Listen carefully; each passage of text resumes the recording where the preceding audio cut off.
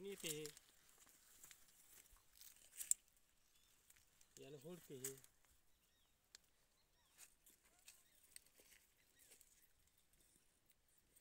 खाली गेलं काय होईल इथून घ्यायचं वरतून दिसते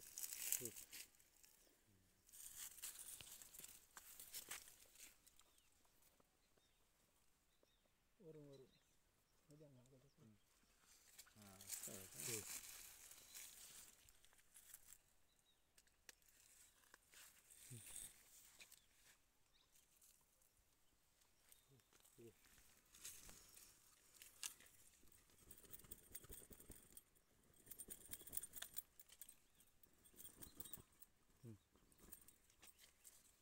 हे काढलं का तुला हो काढलं. बटन मार काढता काढता का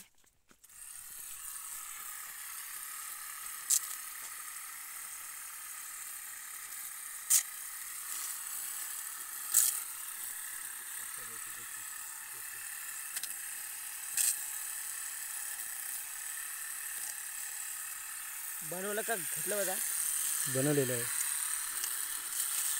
आज आपण दिवसाळ येथील कॉटन गुरूमार्फत प्लकर मशीन आणलेली आहे. ते आपण सुभाष पुंडलिक शेलोकार यांच्या शेतामध्ये वापर करता त्या मशीनचा. मामाश्री तुम्हाला म्हणजे हाताने वेचणीत आणि मशीनद्वारे वेचणीत कसं वाटतं फरक? मशीनचा कापूस वेचणीत मला सोपा वाटतो. विशेष म्हणजे कंबर दुखत नाही आणि पत्तीसुद्धा येत नाही. पत्ती बाजूला राहते, पाला बाजूला राहते आणि नुसतं जे कापसाचा बोंड आहे तेच मशीन सोडल्या जातो. आणि तुम्ही जे हाताने वेचता त्याचा फरक आणि याचा फरक थोडक्यात सांगा ना. हातानं थोडंसं पत्ती येते कापसामध्ये, पाला पत्ती टिकून येते. मशीननं थोडीशी पत्ती येत नाही. कापूस निर्मळ चांगला दिसतो आणि असं फुगलेवाणी वाटते.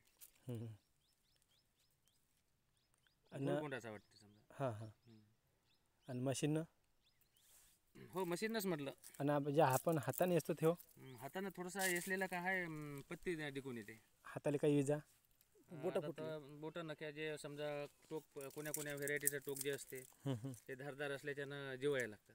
अच्छा अच्छा. म्हणजे काकाचं मामाचं म्हणणं एवढंच का जे आपण हाताने असतो त्यानं म्हणजे जे नक्या राहते त्याचे अनिदार ते हाताला रुतून विजा होते किंवा ते रुततात समजा जिवायला लागतात. हां जिवायला लागतात. आणि पुन्हा ते पाला पाचोळा त्या कापसाला दिसते. म्हणजे आपण मशीनद्वारे जर येत होता त्याला पाला पाचोळा दिसत नाही आणि हाताला इजा पण होत नाही आणि कमरेचा त्रास पण फार कमी होतो. धन्यवाद मामा. धन्यवाद. आणि इसलेला दाखवून द्या ना थोडंसं. आता आपण मामाच्या शेतात कापूस वेचला ते तुम्हाला थोडक्यात सांगतील म्हणजे हाताने वेचलेला आणि मशीनने वेचलेला. तर हा जो कापूस आहे हा मशीनचा आहे आणि मशीनच्या कापसामध्ये पत्ती वगैरे असा नाही आहे आणि कापूस असा फुगीव आहे. म्हणजे मऊ आहे आणि पांढरा शुभ्र असा दिसते आणि मऊ खूप आहे. आणि जो हाताने वेचला याच्यात थोडीशी पत्ती आहे. अशी पत्ती येतात, हे बारीक पत्ती जी आहे ना हां, तर हे जे हाताने वेचल्यामध्ये थोडीशी पत्ती येतात. मशीनचा वेचायला सोपा परंतु कापूस उरकते बी आणि दिसायला खूप चांगला दिसते. अच्छा. धन्यवाद मामा. पत्ता म्हणजे पत्ता दिसते याच्यामध्ये.